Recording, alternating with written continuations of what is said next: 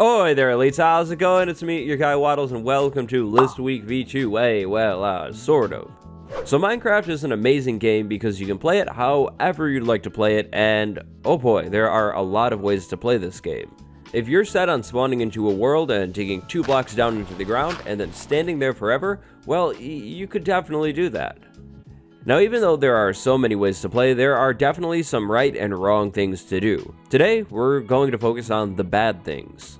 In this video, we'll be going over 5 mistakes that you should never make in Minecraft.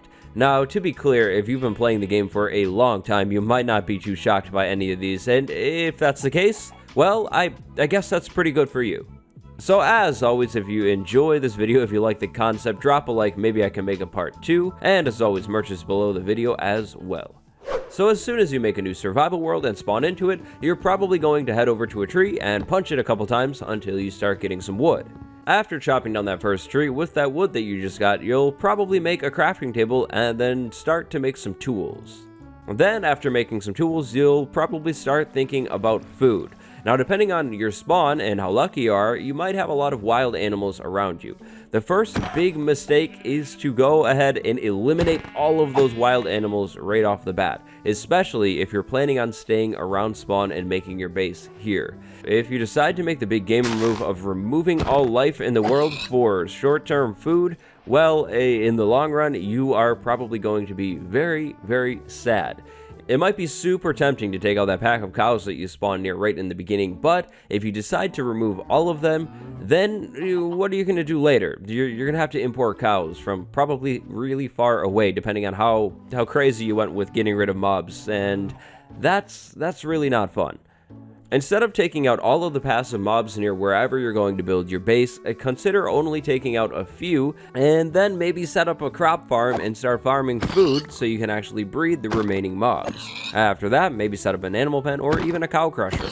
If you do things like this, you'll be eating good long-term instead of short-term, and that's really good. So after getting your survival basics out of the way, like your tools and some food, then you'll probably want to explore, but that's where the second mistake comes in. You should never explore too early on in a world. If you explore too soon, then eventually you're probably going to find yourself stranded somewhere, and then you'll have to either settle down there or basically just commit respawn and start all over again. Before exploring, you should always be sure to have more than enough food and a bed. If you have plenty of food, then you can keep exploring until you find your ideal base location.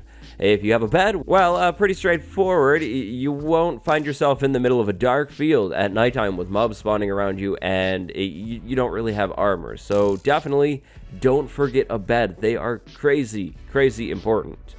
It would be a really smart idea to set up a simple base at spawn and then start setting up some farms around that thing, so that way if something goes wrong, you at least have somewhere to live temporarily. Now, it definitely doesn't have to be anything fancy, but if you do things this way, you'll have some time to actually stock up on some things before exploring, and then once you go exploring, you can actually keep going until you find exactly where you want your new base to be. Once you get stocked up on enough supplies, you're probably going to head down into the mines. If you get really lucky, you'll end up coming across something known as a dungeon, and inside of that dungeon, you'll find a spawner. The next mistake has to do with these spawners directly. It is a terrible idea, pretty much 90% of the time, to remove the spawner.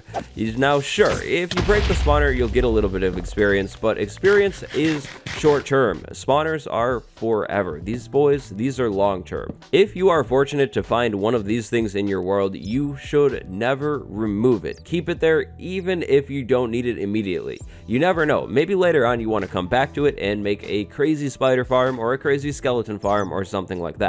In fact, spawner farms are some of the best farms in the game due to how common they are in the grand scheme of things, how easy they are to set up, and how useful they can be. Farms based around these things can be useful both early game and late game, so you should never destroy these things for experience. It's seriously just not worth it. Now, if you've already done it, well, you're kind of out of luck. There's nothing you can do to get the spawner back. You can't craft it, you can't pick it up or move it, so Yup, but next time you find one, just don't get rid of it. Unless, and this is a big one here, if you find a bunch of cave spider spawners, honestly, don't feel bad about getting rid of those things. They're kind of annoying, and they're pretty common. Usually what I'll do is I'll keep like the first 3 or 4 that I find, and then after that, I'll just start breaking them for the experience, because I mean, who needs a bunch of cave spider spawners? Again, they're so common relatively, and it's just not necessary to have like 6 of the things, and then the spiders are insanely annoying and painful and bad. So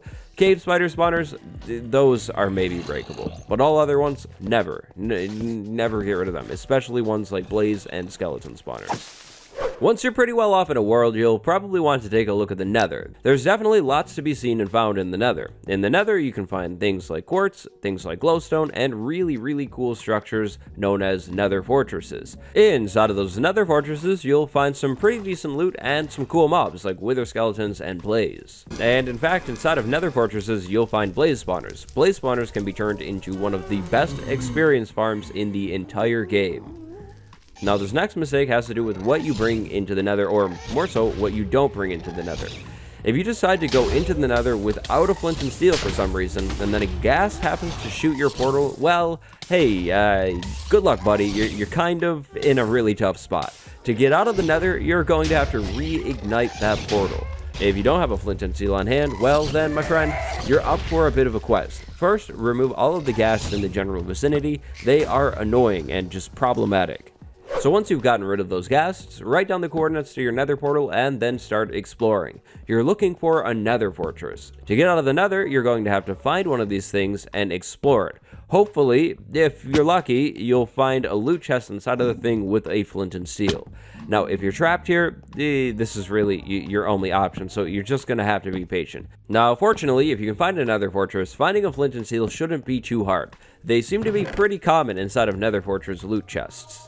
But if you're not up for a bunch of exploration, and you'd rather get back to the overworld, I don't blame you. There are a few other options. If you brought wood with you to the Nether, make a chest and put all of your things inside of that chest. If you didn't bring any wood with you, find your portal, and then drop all of your items on the ground. After dropping all of those items on the ground, jump into the lava, but don't pick your items back up, because they're going to go away. After that, you can quickly head back into the Nether and grab your items from your portal. But this time, definitely don't forget your flint and steel. And where has this sent me? This is like a new portal. Okay. Thanks, Minecraft. Eventually, if you explore enough, you are definitely going to find a village. Inside of the villages, you'll find these majestically weird-looking creatures known as villagers.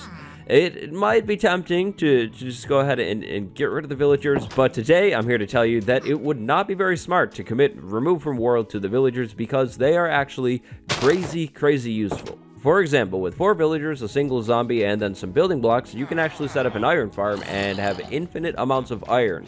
That's crazy. That's really good. Or, with a single lectern, a villager, and then some patience, you can eventually get your hands on a mending villager. You just need the villager to claim the job. You check for a mending book. If not, remove the workstation. This guy will unclaim their job eventually, and then you repeat the process over and over again until you get the enchanted book at the price that you want. And that's only one villager profession. Maybe you have a zombie farm in your world and lots of rotten flesh. Well, find a cleric villager and you can turn that rotten flesh into emeralds. Much more useful. You could also trap a few villagers inside of some blocks or inside of their house, and then come back to that town with the bad omen effect to trigger a raid. From a raid, you can get a fair amount of loot, including some totems of undying, which is pretty cool. The raids are also pretty fun to take on. Basically, villagers are a lot more useful than you may realize, but they aren't the smartest creatures in the game, so they'll need a little bit of help, especially if you're deciding to take on a raid. Yeah, maybe that wasn't the best way to trap those guys. Yikes. Don't do it like that, guys. And are we standing on... Okay, yeah, they're definitely not very smart, but they're worth saving. I promise. I mean, who knows? Maybe you're a builder. If that's the case, then it could be a really fun project to try and improve the villager's village. Something like that will definitely take a lot of time, but in the end, it'll probably be worth it because you'll have a village that looks pretty cool. But with that, those are 5 mistakes that you should never make in Minecraft. These are sort of things that I wish I knew before playing the game. Hopefully, you haven't made too many of these mistakes already, and if you have, it's okay, just don't make them again in the future. In the comment section, drop a couple mistakes that you see people making that are definitely a no-go.